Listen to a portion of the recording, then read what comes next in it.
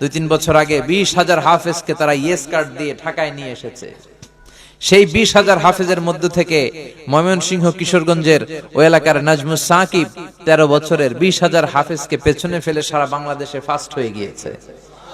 সে প্রথম পুরস্কার পেয়েছে 3 লক্ষ টাকা। ধর্মমন্ত্রী লাইভ প্রোগ্রামে, সরাসরি সম্প্রচার করা প্রোগ্রামে তার হাতে ক্রেস্ট এবং টাকা তুলে দেয়।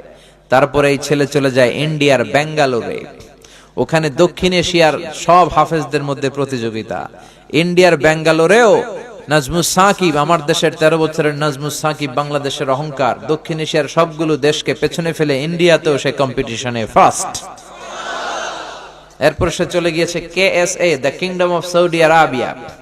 এখন আর দেশের গণ্ডি নেই, উপমহাদেশীয় গণ্ডি নেই, এখন আন্তর্জাতিক পরিমণ্ডল, ইন্টারন্যাশনাল প্ল্যাটফর্ম। সেখানেও গোটা বিশ্ব থেকে চান্স পাওয়া 70 দেশের হাফেজে কোরআনকে পেছনে ফেলে আমার Najmus Shakib Saudi আরবেও first.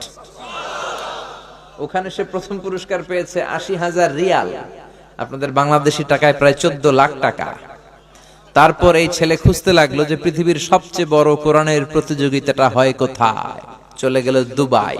In terms of wealth and money, অর্থের মানদণ্ডে the biggest holy book Quran recitation competition located in Dubai.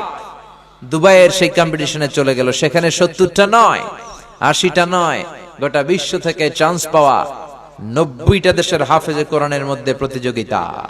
সেখানেও আমার কিশোরগঞ্জের নাজমুস সাকিব, 13 বছরের এই নাজমুস সাকিব 90 দেশের তুখোর মেধাবী বাঘা 90 জন হাফেজকে পেছনে ফেলে দুবাইতেও ফার্স্ট। ওখানে সে পুরস্কার পেয়েছে 46,000 দিরহাম, আপনাদের বাংলাদেশি টাকায় প্রায় 1,30,00,000 টাকা। সুবহানাল্লাহ কইবেন না? কিন্তু রাষ্ট্রীয় পৃষ্ঠপোষকতায় দুঃখের সাথে বলতে হয় ওদেরকে সম্মাননা ক্রেস্ট দেওয়া হয় না, ওদেরকে বঙ্গভবনে ডাকা হয় না, ওদেরকে সেক্রেটারিয়েটে নেওয়া হয় না, ওদেরকে পার্লামেন্টে নিয়ে সংবর্ধনা দেয়া হয় না। কিন্তু দেয়া দরকার ছিল কি ছিল না? আমার দেশের ক্রিকেটার দামাল ছেলেরা যখন ইন্ডিয়ারে ক্রিকেটে হারাইয়া বাংলা ওয়াশ করে দেয় তখন আমাদের ভালো লাগে, ঠিক কিনা?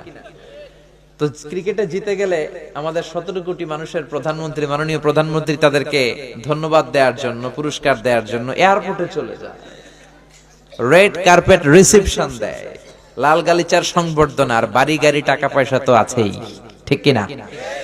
কেন দেয়? কারণ তারা বাংলাদেশের সম্মানকে উজ্জ্বল করেছে বিশ্ব দরবারে।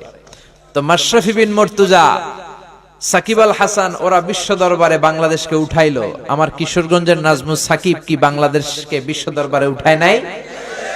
প্রিয় মাননীয় প্রধানমন্ত্রী, আপনি ক্রিকেটারদেরকে সংবর্ধনা দেওয়ার জন্য লাল গালিচার সংবর্ধনা দিলেন, রেড কার্পেট রিসেপশন। নাজমুস সাকিবকে লাল গালিচার সংবর্ধনা না দেন, একটা লাল গোলাপও তো হাতে দিতে পারতেন। এয়ারপোর্টে যেয়ে বলতে পারতেন, শাবাশ নাজমুস সাকিব, তোর মতো হাফেজে কোরআন আমার ঘরে ঘরে চাই। চিল্লা এখন ঠিক কিনা? যে দেশে হাফেজে কোরআনকে সম্মান দেয়া হয় না সে দেশে হাফেজে কোরআন জন্মায় না। যে দেশে আলেমদের সম্মান নাই ওই দেশ একদিন আলেম শূন্য হয়ে যাবে। চিল্লায় বলেন ঠিক কিনা? এজন্য গোটা বিশ্বব্যাপী কোরআনের এই গণজোয়ার তৈরি করে দিয়েছে কে? আপনি কোরআনের আওয়াজকে বন্ধ করতে পারবেন? বন্ধ করতে পারবেন? এক জায়গায় মাহফিল বন্ধ করবেন, আরো 10 জায়গায় মাহফিল আছে না নাই?